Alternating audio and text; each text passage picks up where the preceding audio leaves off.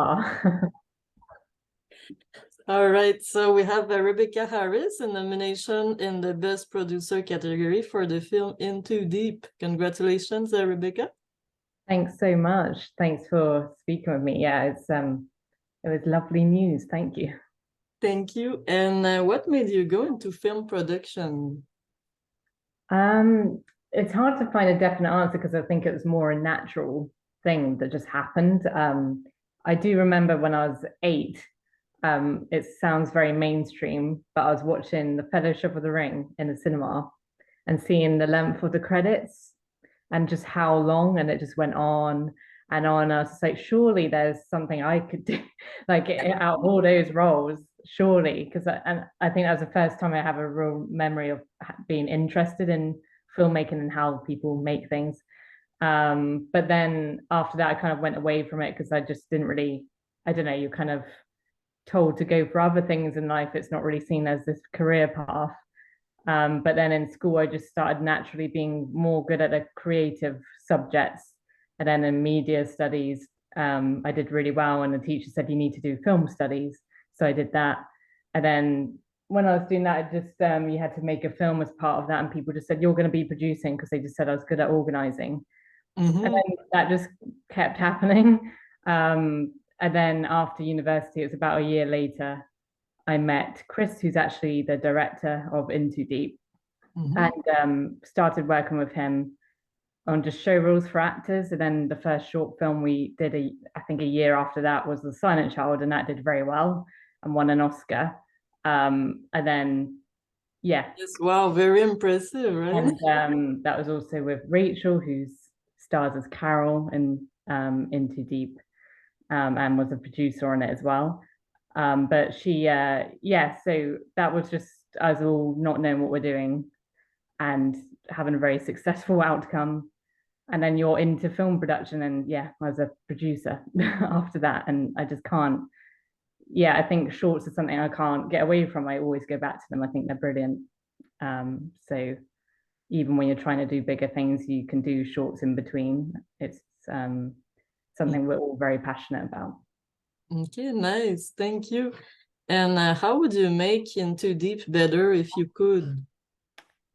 Yeah, it's a tricky one. I guess something we talked about for ages. So if we could make it better, I guess we'd continue talking about this, is how to get the balance right between, we wanted the ending to land really well, and to do that, to not give it away and for it to be unpredictable, you had to be quite subtle. But if you're too subtle, people don't get it and they don't get what's going on. So we're trying to not spoon feed and also be as subtle as we can. And we hope we got the balance right, but I think lots of people watch it, we hear all sorts, and I guess that's a good thing because it starts conversations. But I just know if we were given more time, that's what we'd be doing. We'd be testing that out. We did send it out for test screenings before it was released, and got some feedback and added things in to make it a little clearer.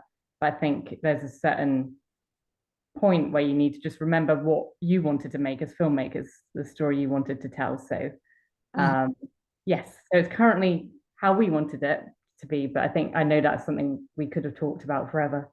Yeah, Yeah. it was a very impressive film. I really like the message you were sending. So thank you for that. I think it's important to make those kind of films, of course. Yeah. And why did you choose to be involved in this film? So the script was, I think everyone says this, but the script was just very unique, and it felt well informed. The writer's James Spillman, who's from the visual effects industry.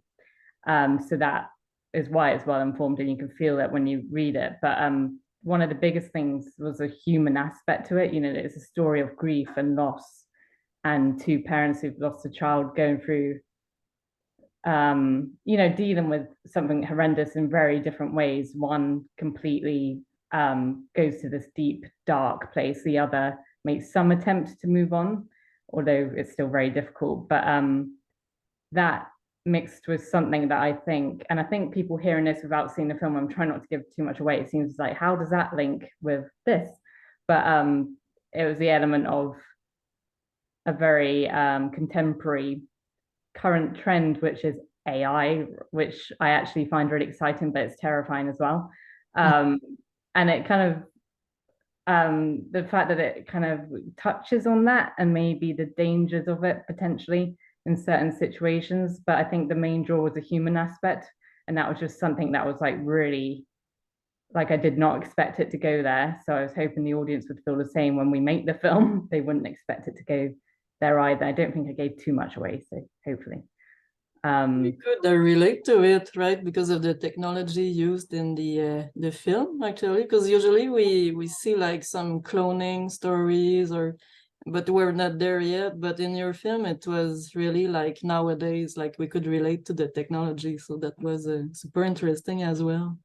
Yeah, I think it's one of those times where there's something new every day you read about with that, the developments in it. And so it's something really, and I think because the writer's from kind of that world, he's seen the software and how easy it is to get into anybody's hands. So he just thought it was quite an interesting subject to go into. So yeah, it was definitely something I wanted to be a part of. Nice. And so what do you think is the most important thing to know when you start a career in production? So I would say if I mean the thing that often stops most filmmakers, I think, is raising a budget. You don't have the money, you don't have the help, and no one's going to give it to you if you've got no experience. But I would just say there's quite a powerful charm to films made for next to nothing, just with what you've got in front of you. And some films have been really successful just from doing that. So I don't want to be the old kind of just go out and do it, and you're like, well, it's not that easy. But I think when you think creatively and you have to work with certain limitations, you can get some amazing results that a bigger budget film might not do, because they'd never even go there. They wouldn't think about it that way. It forces you to think about what you're doing in a completely different way. And you can come up with all these creative solutions. And actually, sometimes when you watch like a film made on a few thousand or something, it's like compared to a bigger budget, you're like, that one's doing very successfully on the film festival market. And there's a reason for that. And you can involve your local community, get them really excited about it, and they'll start to help you out if your passion burns out. So I think it is just with your phone, you can make a film, and you just need to kind of find people who match your passion around you and go out and do it. Yeah, otherwise you could be waiting a long time to get for the first budget, right? Yes. Yeah. And can you give us a hint on your upcoming projects? Yeah, so I mean, I'm an executive producer as well as a producer. So through Slick Films, I oversee quite a few short films. So we've got quite a few that have just been completed. One is a Mexican co-production called Isla Soledad, and that's just been completed. So it's just about to be submitted to festivals. And just, yeah, the story again, I feel like the stories we talk about sound quite dark, but the story is told beautifully and it does have lightness to it. But yeah,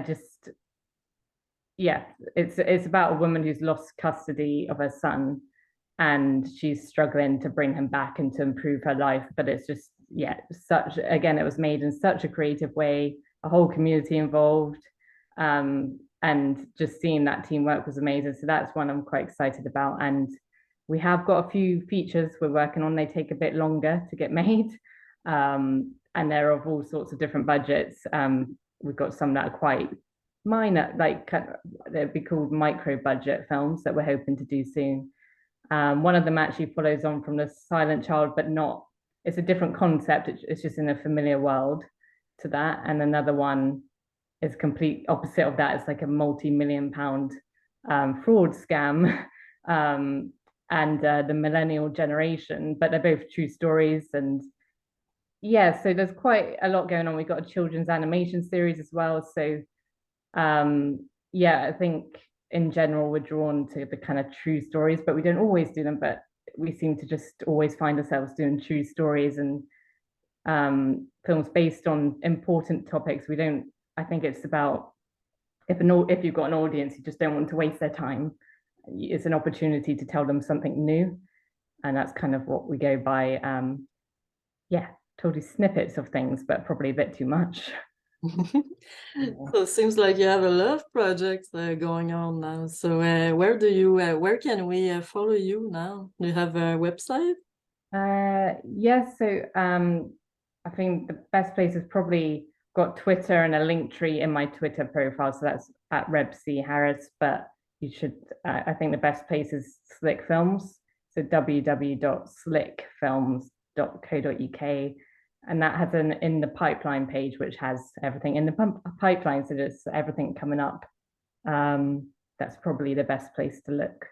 Yeah. Okay, great. So I'll put the link under the YouTube video, and I will send you the YouTube video link soon as well. So thank you for being here today, Rebecca. Thanks so much for having me. It's been lovely chatting to you. Thank you.